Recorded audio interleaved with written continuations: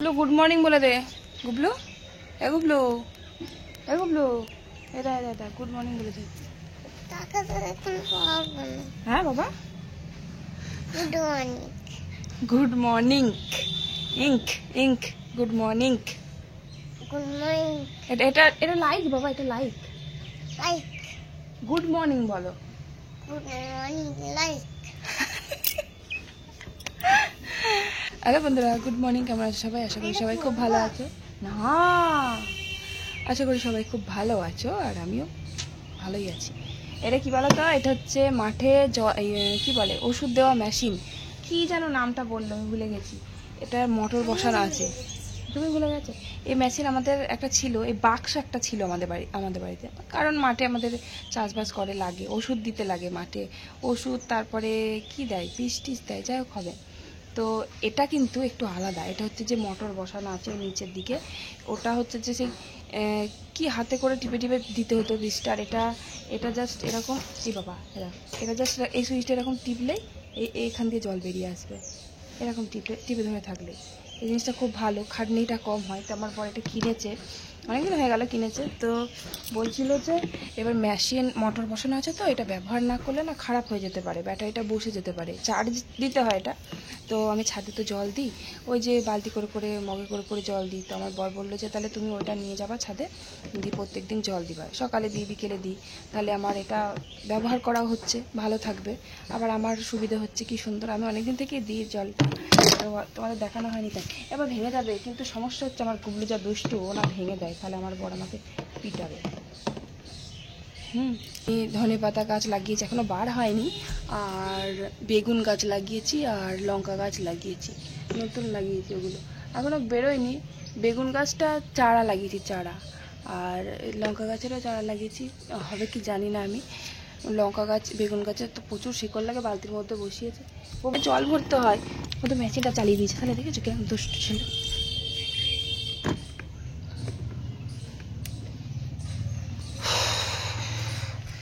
আমার কাজ কিন্তু সব হয়ে গেছে নিচে। বড় ছেলে গেছে পড়তে, জানি না স্কুল যাবে কিনা, আজকে ফ্রাইডে। কাল থেকে আবার ছুটি, শনি রবি সোম মঙ্গল বুধ বৃহস্পতি শুক্র, পরে শুক্রবার স্কুল খুলবে। কালী পুজো ভাইফোঁটা সব আছে, ছুটি দিয়েছে এক সপ্তাহ। তো আজকে জানি না, আমি খাবার টাবার সব রেডি করে রেখে দিয়ে এসেছি, পরের বাড়ি আসে যদি মন হয় যাবে, না হলে আর কিছু করার নেই, কারণ পড়তে গেছে অনেক ভোরে, আর আসতে এখনও পর্যন্ত পৌঁছায়নি। এবার টাইমে এসে পৌঁছাবে তবে তো যাবে। যাই হোক, তো আমি দেখি গাছগুলো জল দিয়ে দিই। এটাকে বলে ব্যাটারি মেশিন, আমি ঠিক বলছি কি জানি না। আমার বর বলছিল এর ভেতরে ব্যাটারি দেওয়া আছে, মোটর বলছিলাম, তো এটা মোটর না, ব্যাটারি সিস্টেম, মানে চার্জ বসাতে হয় আর কি। তো এটা দিয়ে জল দিতে কি সুন্দর ভালো লাগে, দেখো স্প্রে করছি, স্প্রেটা করলে গাছ এমনিতেও ভালো থাকে, আবার গাছের গোড়াতেও জলটা বেশ ভালো দেওয়া যাচ্ছে, গাছের পাতাতেও দেওয়া যাচ্ছে। মগে করে বালতি করে জল দিলে কি আর ভালো করে এরকম গাছের পাতায় তো দেওয়া যায় না, আর স্প্রে করলে গাছ ভালোও থাকে। যাই হোক, খুব ভালো লাগছে দিতে। এটা আবার বাড়ানো কমানো করা যায়, আর অনেকটাই বেশ বড়, তো বেশ এক ভর্তি জল ভরে নিয়ে আসলে আমার সমস্ত গাছগুলো হয়ে যাচ্ছে, আর আমাকে খাটনি করে এদিক ওদিক করে দিতে হচ্ছে না, একভাবে এই যে মেশিনে করে কি সুন্দর টুকুস করে দিয়ে দিচ্ছি, কি ভালো লাগছে। আমার গুবলু কিন্তু যে নেবে বলে কাঁদছে, মানে ও জল দেবে। ও প্রত্যেকদিন যখন আমার সাথে সকালবেলা আসে, তো তখন ও জল দেবো বলে কান্না করে। আমি নিয়ে আসি, সকালের দিকে নিয়ে আসি, বিকেলবেলা তো বাড়িতে থাকে না, বিকেলবেলা পড়তে চাই। ওই যে সকালে যখন আসে ওই বায়না করে গাছে জল দেবে বলে, ওই যে দেখো চালিয়ে দিয়েছি, একবার অটোমেটিক করে দিয়েছি, দিয়ে ও একাই জলটা দিচ্ছে, আর এটা অটোমেটিকও করা যায়, বেশ কি সুন্দর। আমি পুঁই গাছটা সেই হয়েছিল, তো পুঁই গাছটা এখন বেশ ভালোই দেখছি, 4-5টা করে ডাল বার হয়েছে, ভালোই বাড়ছে, উপরে মাচায় তুলে দিয়েছি। কিন্তু লাউ গাছটা আমি বুঝতে পারছি না, লাউ গাছটা বেশ খুব মোটা হয়ে হচ্ছিল, হঠাৎ করে লাউ গাছটা দেখছি আবার হলুদ হয়ে যাচ্ছে, মানে মনে হয় বেশি পরিমাণ জল দিয়ে ফেলেছি কি জানি না আমি। তবে লাউ গাছে ফ্যান দিলে খুব ভালো মানে গ্রোথ হয়, বাসি ফ্যান বেশ চাপ হয়ে যায়, শীতকালে যেমনি বাসি ফ্যান হয় না, মানে রাত্রে ভাত হলো সকালবেলা রেখে দিলাম সেই ফ্যানটা।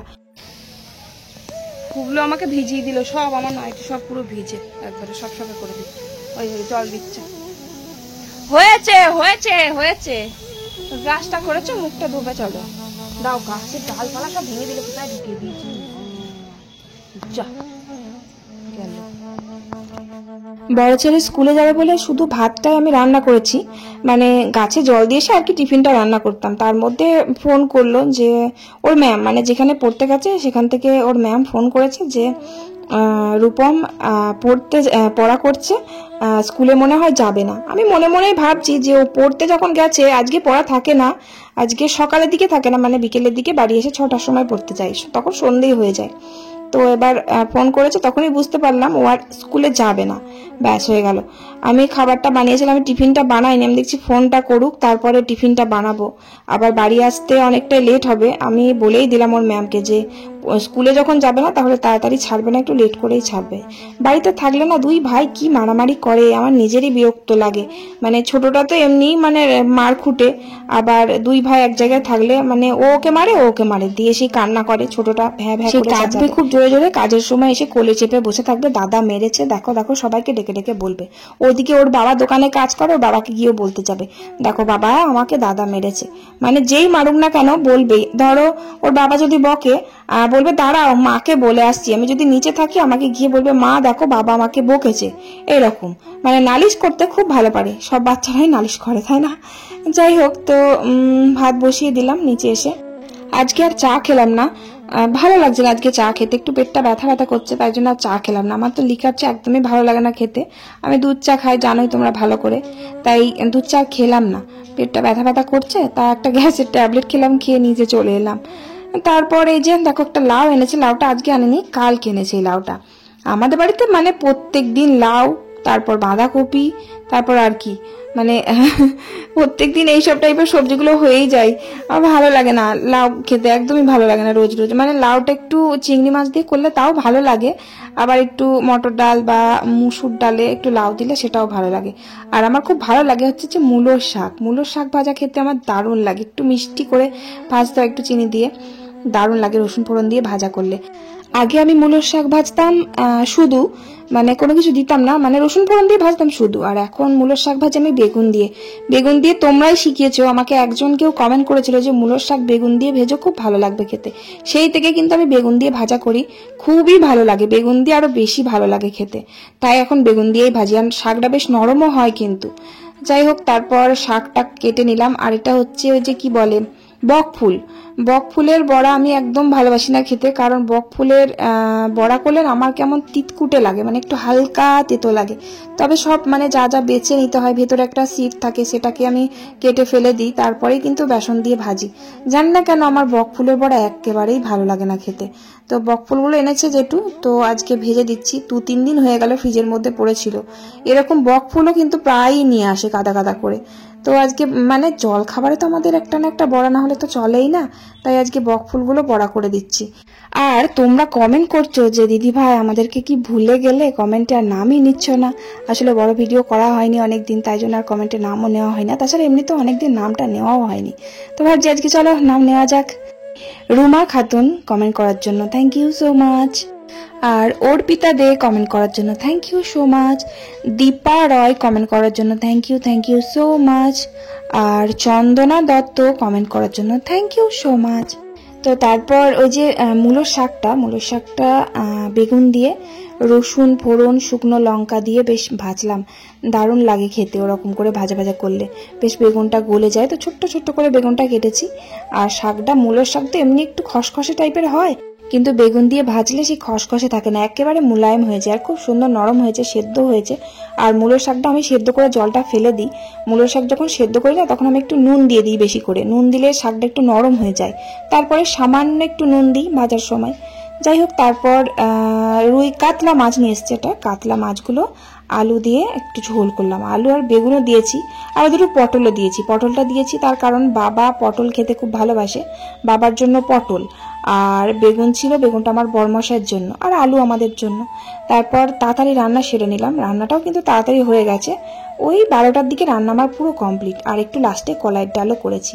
তারপর দেখো এই যে জঞ্জালগুলো ভাবছি আমার বাড়ির পরিষ্কার করব। কবে থেকে ভাবছি পরিষ্কার করব, সময়ই হচ্ছে না, রান্না করতে দেরি হয়ে যায় তো, তাই আর করা হয় না। সারা বাড়িটা মানে বাড়ির পিছনটা কি অবস্থা দেখো, মানে আনাচে কানাচে নোংরা জমে ভর্তি হয়ে আছে।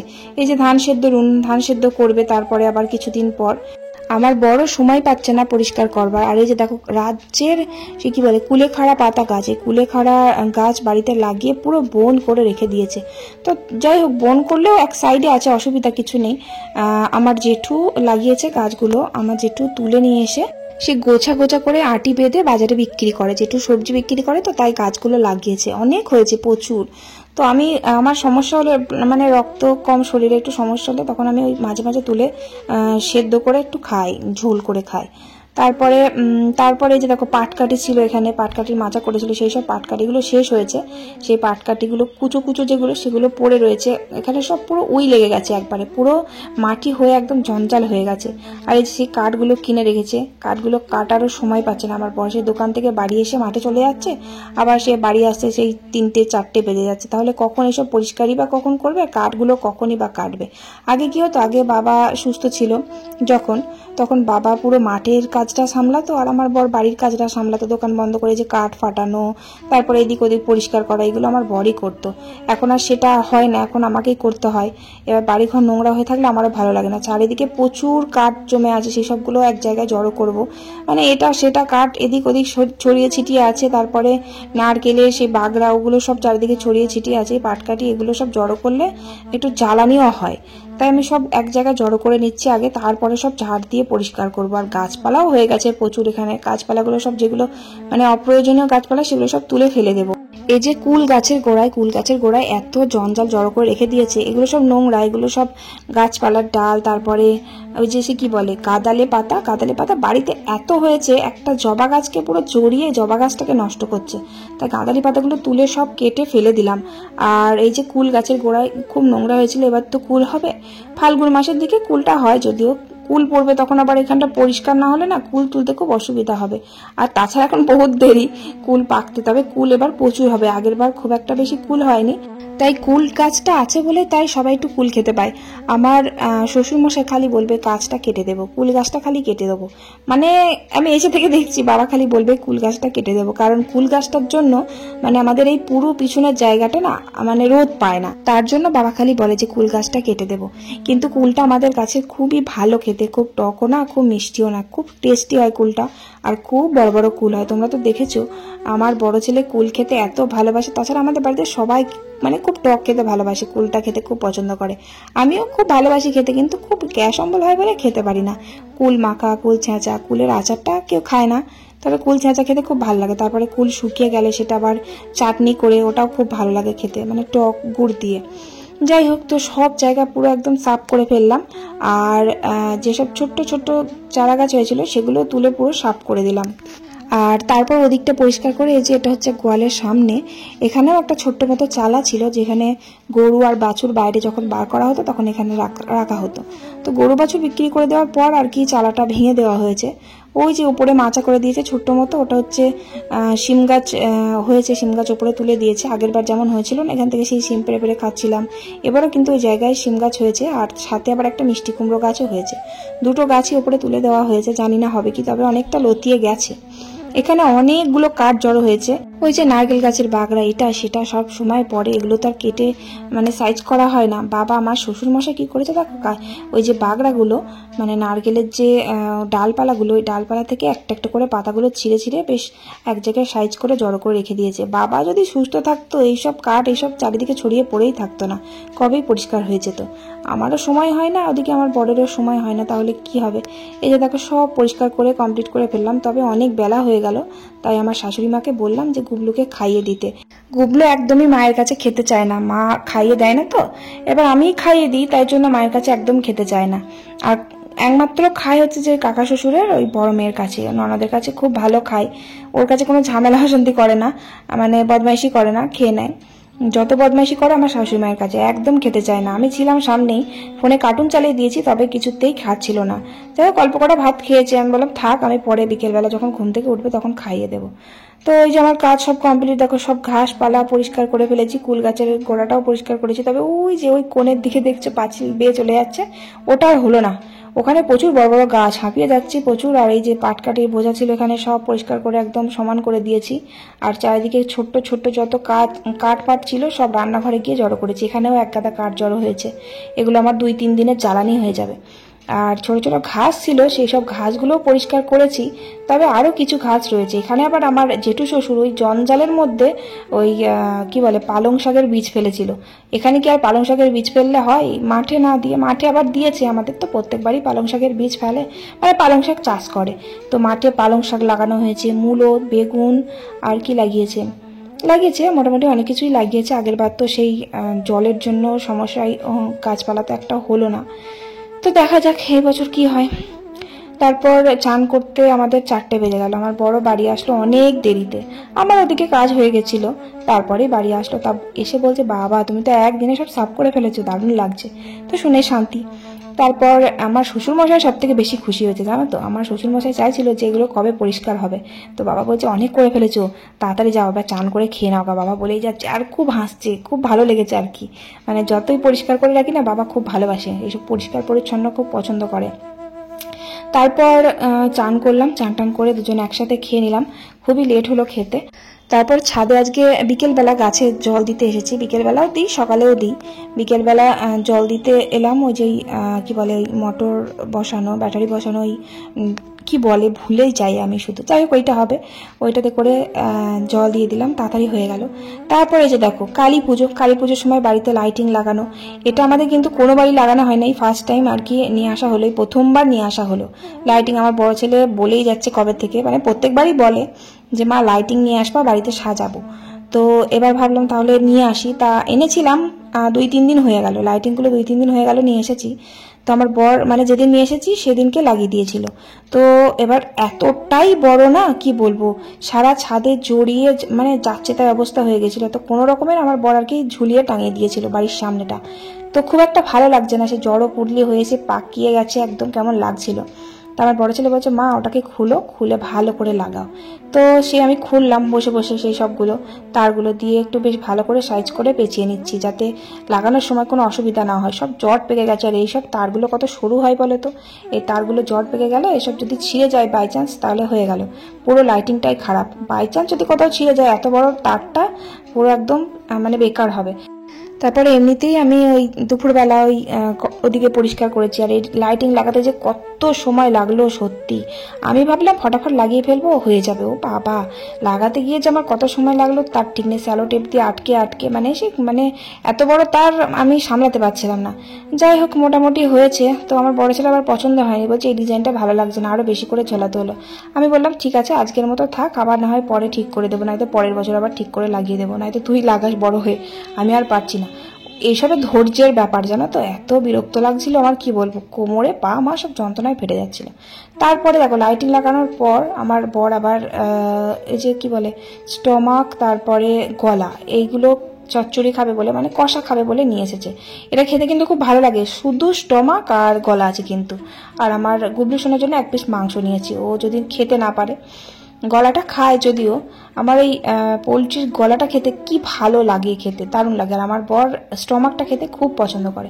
ও বললো বেশ একদম আলু না দিয়ে বেশ ভালো করে ঝাল করে কষা করে করো, তো রুটি দিয়ে খাবো রাত্রেবেলা। তাই কাজে লেগে পড়লাম। এই যে মাংসটা আর মশলা, আমি কিন্তু পেঁয়াজ সব একেবারে বেটে দিয়েছি, পেঁয়াজ টমেটো সব একেবারে বেটে এরম করে কষে দিচ্ছি। সব কিছু একেবারে বেটে দিলে না গ্রেভিটা খুব ভালো হয়, আর খেতে খুব ভালো লাগে, রুটি দিয়ে বিশেষ করে ভালো লাগে। ভাতের সাথে পেঁয়াজ কুচিয়ে দিলাম ঠিক আছে, তবে রুটির সাথে করলে এভাবে পেঁয়াজ তারপরে টমেটো সব একেবারে বেটে নিয়ে করবে, খুব ভালো লাগে খেতে এরকম কষা।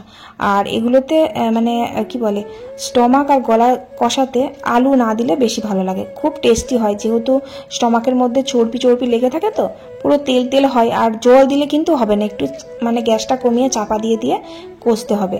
আমি কিন্তু একেবারে জল দিই না, পোলট্রির মাংস জল দিতে লাগে না, জল তো এমনিতেই বার হয়। আর মাংস ছিল না যদিও, ওই গলাটুকু ছিল আর ওই স্টমাক সব ছোট্ট করে কুচিয়ে নিয়েছি।